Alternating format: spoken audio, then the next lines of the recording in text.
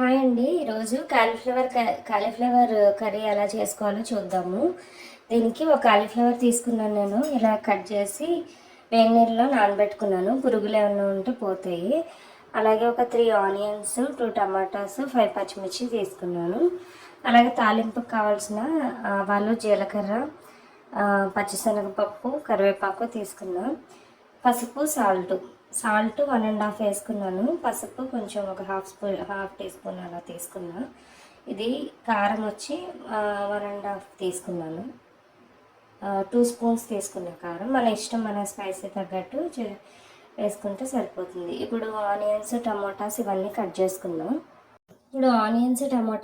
కూడా కట్ చేసుకున్నాం ఇట్లాగా. ఇప్పుడు కాలీఫ్లవర్ వేడి నీళ్ళలో వేసాను కదా, గోరువెచ్చని నీటిలో, వీటిని కడిగేసి జస్ట్ పిండేసి మనం తీసేసుకుందాము. జస్ట్ అన్నం పురుగులు అయ్యే అన్నం ఉంటే ఈ వేడి నీళ్ళలో పోతాయి అన్నమాట.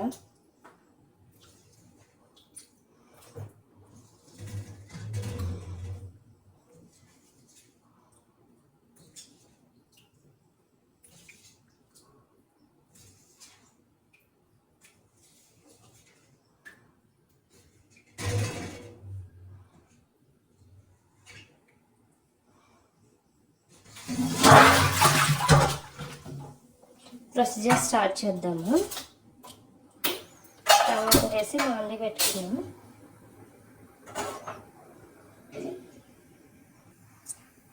కొంచెం బాగా కాగిన తర్వాత ఆయిల్ వేసుకుందామండి. బాగా వాటర్ అది ఇంకిపోయాను కదా, ఆయిల్ వేసుకుందాము.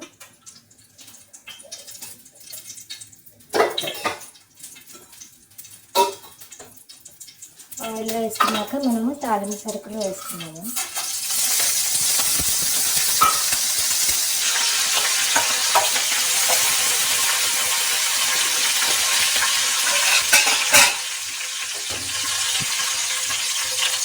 ఇలాగా ఆనియన్స్ కూడా వేసుకున్నాము. టమాటాలు మగ్గుతూ ఉన్నాయి.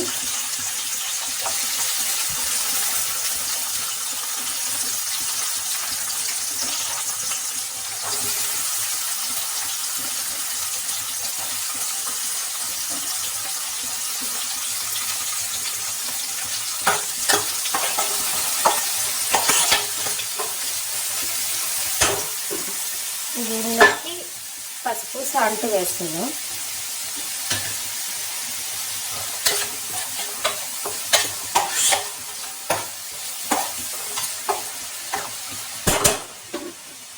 ఫ్లేమ్ మీడియంలోకి అడ్జస్ట్ చేసి కాసేపు మగ్గనిద్దాము. చూద్దామండి ఎంతవరకు వచ్చిందో. ఆనియన్స్ ఇవన్నీ కూడా వేగిపోయి ఉన్నాయి కదా, కొంచెం లైట్గా. సో మనము కాలీఫ్లవర్ కూడా వేసేసుకున్నాము. కాలీఫ్లవర్, టమాటా 2 వేసేసుకున్నాము.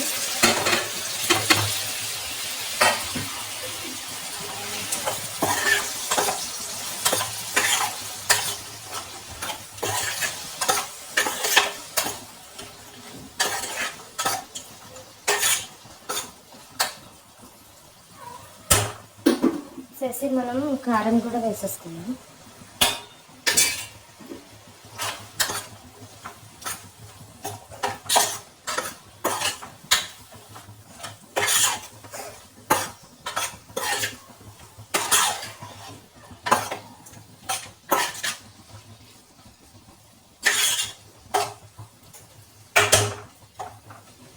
మూత పెట్టేసి కాసేపు మగ్గనిద్దాము. చూద్దాము ఎంతవరకు వచ్చింది అనేది.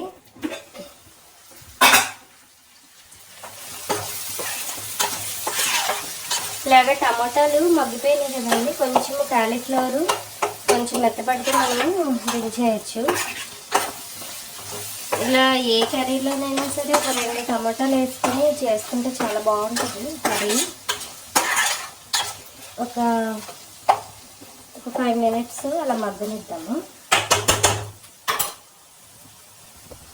మూత పెట్టేద్దాము. చూద్దామండి ఎంతవరకు వచ్చిందో. ఇందులో ఆయిల్ కొంచెం పైకి తేలుతుంది కదా, కాలీఫ్లవర్ కూడా ఉడికింది. సో ఇక స్టవ్ ఆఫ్ చేసేద్దాం. కర్రీ అయితే చాలా బాగుంటుందండి. మీ చెయ్యండి, ఫ్యామిలీకి ఫ్రెండ్స్కి షేర్ చేయండి, లైక్ చేయండి, సబ్స్క్రైబ్ చేయండి. Thank you so much.